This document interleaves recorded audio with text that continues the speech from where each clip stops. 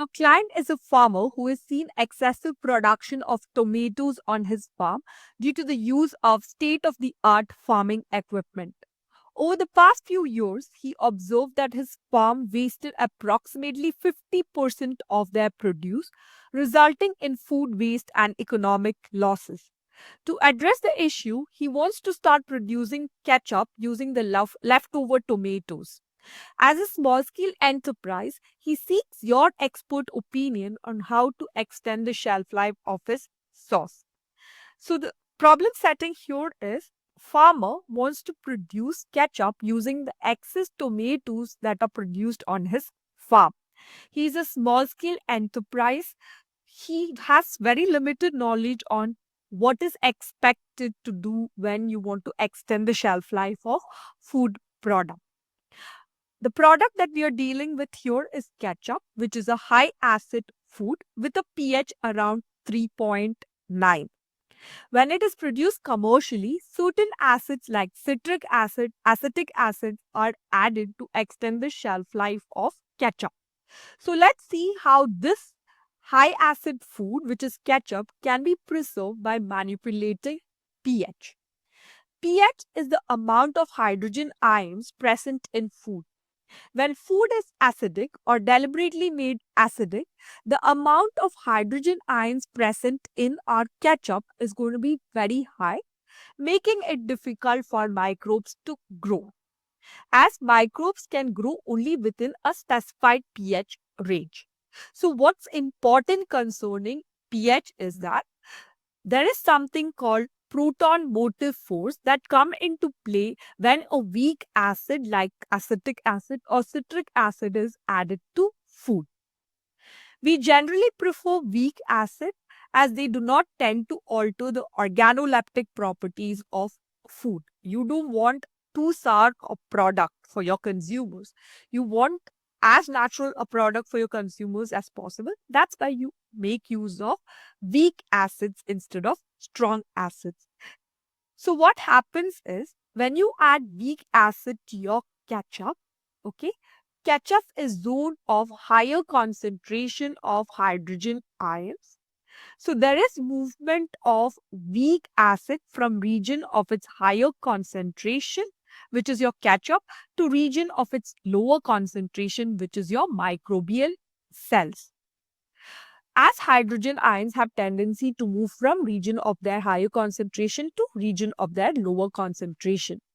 In the microbial cytoplasm, the weak acid is dissociated into its constituent elements, namely hydrogen ions and respective anions. The hydrogen ion that is produced, it can react with various cellular components, cytoplasmic content, as well as cell membrane, causing cell membrane leakage, wilting, and eventually cell death. At the same time, when your hydrogen ions are transferred from your food to microbial cells, there's transfer of water from microbial cells to the surrounding till equilibrium is reached. So, how does this acid addition have an impact on microbial cells? So, if you look at the pH scale here, you can see that when we are talking about acidic food, pH is generally below 7. So, below pH of 5.3, you have no spore formers being formed. Below a pH of 4.5, you have no pathogenic organisms being formed. Below a pH of around 4, you have no spore formers being formed. Nevertheless, when you talk about a product like ketchup, which is high in acid, you can always expect some yeast and mold to grow in your product. This means that yeast and mold are more acid tolerant than bacteria. So, how can we make use of pH to control microbial growth? pH can be controlled in one of the three manners that are mentioned here. First is by adding organic acid, which can be done either directly or indirectly. So, what I mean by direct addition of organic acid is like what you do when you're making your ketchup. industrially, you add acetic acid or citric acid at higher concentrations, generally around 0.5%. They do not alter the taste of the food to a great extent. Okay. Or you can indirectly create an environment which will inhibit microbial growth. This is possible if your food can undergo fermentation process. Certain foods like you have your yogurt, dry sausages, sauerkraut, you have lactic acid bacteria that is capable of growing because all of them get fermented, which inhibits growth of any other microbes, thereby ensuring that your food product is microbiologically stable before it reaches the consumers. Second is by addition of preservatives like benzoic acid, sorbic acid, propionic acid. They are applied at low levels, around 0.1%, applied as salts because salts have better solubility, and these salts they tend to generally alter the membrane permeability of microbial cells.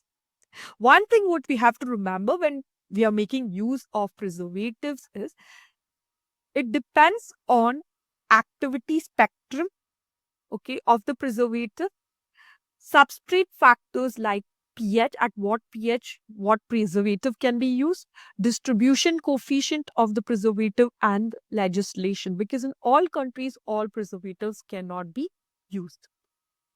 Finally, if you have food where taste can be easily altered, we can make use of esters of parabens to inhibit microbial growth.